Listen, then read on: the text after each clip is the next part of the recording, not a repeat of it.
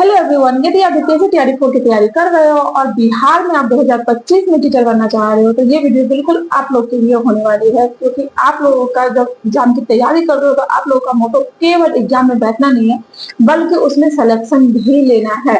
और किसी भी एग्जाम में सिलेक्शन लेने के लिए आपको दो चीजों की बहुत जरूरत होती है, बहुत ही आवश्यकता है। तो उन दो चीजों पे हम बात करने वाले हैं। और आप लोग का बार बार कमेंट भी आ रहा था कि दीदी हम जब मॉक टेस्ट दे रहे हैं तो हमारा मार्क्स नहीं बढ़ रहा है, तो हम इसी सब विषय पे आपको बात करने वाले हैं। तो ये जो मॉक टेस्ट की बात है वो हम बाद में बताने वाले हैं। सबसे पहले इसमें बात कर लेते हैं कि हमें दो चीज वो कौन सी चीजें है। देखिए, जब आप किसी भी एग्जाम की तैयारी कर रहे हैं तो इसमें दो चीज जो है वो बहुत ही इंपॉर्टेंट रोल निभाता है किसी भी एग्जाम को आपको क्लियर करने में। उसमें सबसे पहला जो है वो है आपका रिवीजन। कि देखिए, आपको जब तक आप रिवीजन नहीं करते हो, कितनी भी आप पढ़ाई कर लेते हो, कुछ भी कर लेते हो, जब तक आप रिवीजन नहीं करते हो तब तक आपकी तैयारी अधूरी ही मानी जाती है। क्योंकि आप याद करते हो, जब आप पढ़ते हो और फिर आपका पढ़ा हुआ आपको पता चलता है कि एक हफ्ते बाद हमें वो चीज याद ही नहीं है, फिर आपका बार बार आप लोगों का बार बार कमेंट भी आता है कि दीदी जब हम पढ़ते हैं तो वो हम सारी चीजें भूल जाते हैं। तो ये इसलिए होता है क्योंकि आप लोग रिवीजन नहीं करते हो, और जब तक आप रिवीजन नहीं करोगे तब तक आपको याद नहीं रहेगा। और याद रखने का एक ही मंत्र है कि आप रिवीजन करो। सबसे पहले तो आप जब कोई नया टॉपिक पढ़ते हो उसको एक हफ्ते तक डेली उसका रिवीजन करो। उसके बाद आप उसको 15 दिन पे कर दो कि 15 दिन पे हमें एक बार उसको जरूर रिवीजन करना है। फिर उसके बाद आप मंथली कर दो। अगर इस तरीके से अपना शेड्यूल बना लेते हो तो आप यकीन नहीं मानोगे, पढ़ा हुआ कभी नहीं भूल पाओगे। जब मैं तैयारी कर रही थी तो मेरे पास एक सब्जेक्ट की इतनी मोटी बुक थी, कॉपी थी, और उस कॉपी को मैंने इतना रिवीजन कर दिया था कि उसका पेज पेज तक मुझे याद हो गया था। तो यकीन नहीं मानो, जब आप इस तरीके से अपनी तैयारी करते हो तो आपको हर एक चीज याद रहेगा। नहीं तो ऑफिशियली है कि आप जब तैयारी करते हो और उसका रिवीजन नहीं करते हो तो फिर आपको बहुत ही दिक्कत होगी, कुछ भी याद नहीं रहेगा। और जब आप एग्जाम हॉल में बैठोगे वहां बहुत ही कंफ्यूजन क्रिएट हो जाएगा कि इसका आंसर ये होगा या ये होगा। अक्सर जो है स्टूडेंट जो है वो दो ऑप्शन के बीच में जो है वो अपना प्रॉब्लम क्रिएट कर देते हैं, जो उनको उस समय दो ऑप्शन में दोनों ही सही लगता है कि ये होगा या ये होगा, तो वहीं पे क्रिएट हो जाती है और फिर वही आपकी गलती हो जाती है। इसीलिए रिवीजन करना बहुत ही जरूरी है। चलिए अब बात करते हैं मॉक टेस्ट की कि मॉक टेस्ट में आपके मार्क्स क्यों नहीं बढ़ते हैं।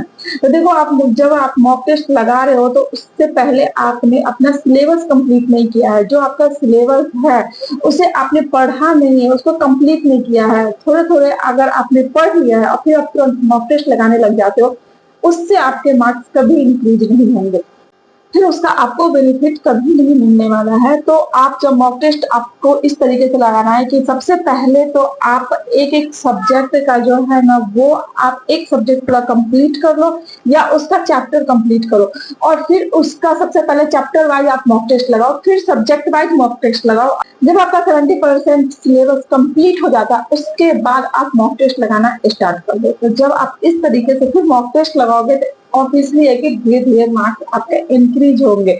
और जब आप जहां पे फिर आप जब मॉक टेस्ट लगा रहे हो जहां गलती होती है आपके, तो उस समय आप उसको एनालिसिस करो कि गलती कहाँ पे हुई है, किस सब्जेक्ट में हुई है, कौन सी हमारी सब्जेक्ट तैयारी नहीं है या चैप्टर जो है हमारा तैयार नहीं है। फिर उसको आप रिपीट करो, पढ़ो और रिवीजन करो। तो इस तरीके से जब आप पढ़ते हो तो यकीन मानो आपके मॉक टेस्ट में मार्क्स बढ़ेंगे और आपका जो 70% सिलेबस है कंप्लीट है वो आपको 90% सिलेबस तक कंप्लीट हो जाएगा। इस तरीके से अगर आप पढ़ रहे हो तो कि पहले आपके 70% क्लियर हो गए हैं, फिर मॉक टेस्ट लगाना स्टार्ट करो, फिर उसके एनालिसिस करना आप स्टार्ट करो, और तभी फिर आपके 90% तक आपका सिलेबस कंप्लीट हो जाएगा आराम से। इसमें कोई घबराने वाली बात नहीं है और फिर आपकी तैयारी भी बहुत अच्छी होगी। देखो, जब आपको गवर्नमेंट टीचर बनना है तो आपको मेहनत तो करनी ही पड़ेगी, और इसके लिए सबसे ज्यादा जरूरी सबसे पहला है कि आप सिलेबस निकालो, और दूसरा है रिवीजन। रिवीजन बहुत ही मस्ट है, और उसके बाद मॉक टेस्ट लगाओ और प्रीवियस ईयर का क्वेश्चन पेपर भी आप अपने पास रखो। अगर ये चार बातें अगर आप अपनाते हो और अपने पास रखते हो, ये चीज को फॉलो करते हो, तो आपका सिलेक्शन 100% होगा ही, क्योंकि आप मेहनत कर रहे हो अपने ऊपर।